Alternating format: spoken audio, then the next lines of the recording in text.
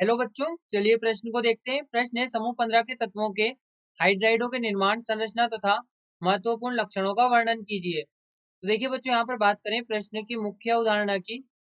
मुख्य अवधारणा तो देखिए यहाँ पर जिनको इनके जो हाइड्राइड होते हैं, जो समूह 15 है, समूह 15 के तत्व, 15 के तत्व यहाँ पर MH3 प्रकार के हाइड्राइड बनाते हैं, प्रकार के हाइड्राइड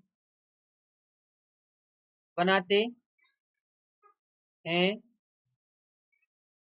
तो देखिए सबसे पहले हम यहाँ पर देखें तो हमारे पास में समूह 15 में होते हैं नाइट्रोजन, फॉस्फोरस, आर्सेनिक, एंटीमनी और बिस्मिथ। तो देखिए यहाँ पर हम ये जो यौगिक बनेंगे ये यहाँ पर होंगे NH3, PH3, ASH3 और SBH3 और यहाँ पर ये होगा BiH3।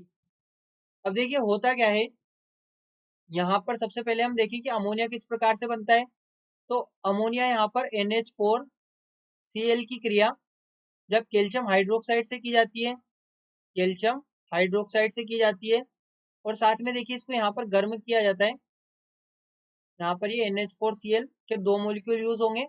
तो यहाँ पर जब इसको गर्म किया जाएगा तो ये निर्मित करेगा 2 मॉलिक्यूल अमोनिया के plus CaCl2 plus 2H2O 2H2O ये यहाँ पर निर्मित करेगा और ये हमारे पास में अमोनिया गैस निर्मित होगी, अमोनिया जो कि गैस के फॉर्म में होगा। इसके बाद में दूसरा जो कि यहाँ पर फोस्फीन है, तो यहाँ पर जब क्रिया की जाती है फोस्फोरस की यानी कि व्हाइट फोस्फोरस की सोडियम हाइड्रोक्साइड के साथ जल की उपस्थिति में, यहाँ पर जल की उपस्थिति में, तो देखिए ये निर्मित करता है पहले तो यहाँ पर NaH2PO4 और इसी के साथ ये निर्मित करता है फोस्फीन PH3। इसके बाद में देखिए यदि हम बात करें आर्सेनिक के निर्माण की,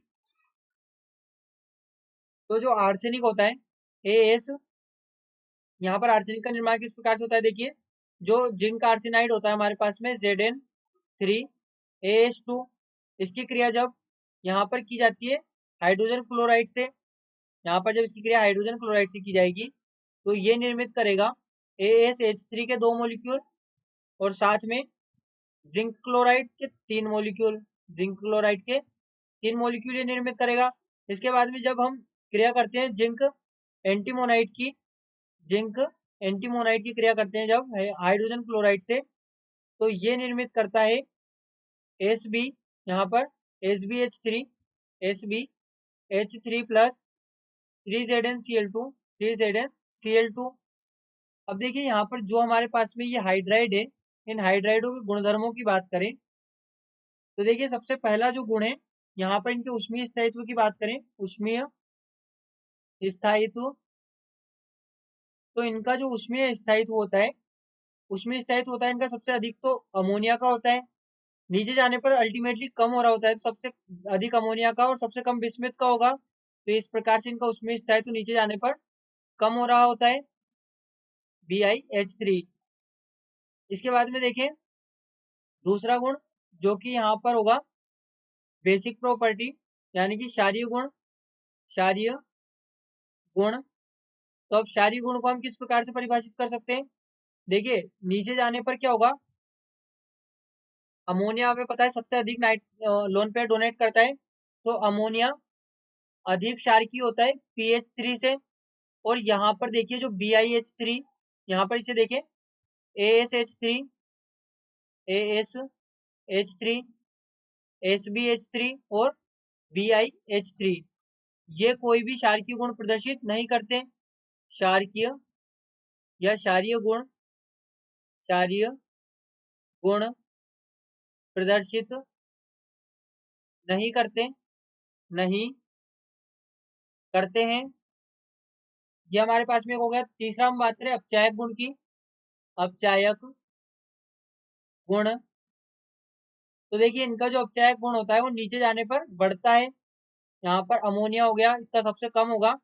इसके बाद में PH3 ASH3 और SBH3 और यहाँ पर BiH3। देखिए हमें पता है कि जो यहाँ पर बिस्मित होता है, इसकी अक्रिय युग्म प्रभाव के कारण निम्न ऑक्सीकरण अवस्था में रहने की प्रवृत्ति होती है। तो ये निम्न ऑक्सीकरण अवस्था में जाने के लिए ये अपचायक प्रकृति उच्च दर्शाता है। और यहाँ पर ये क्या करेगा कि ये अभी यहाँ पर -3 में होगा, तो ये +3 में जाने की कोशिश करेगा। इसके बाद में देखिए यहाँ पर ही हमने इनके गुण देख लिए कुछ, और यहाँ पर हमने देख भी लिया कि किस प्रकार से निर्मित होते हैं। तो बच्चों आशा करते हैं आपको प्रश्न समझ आया होगा। धन्यवाद।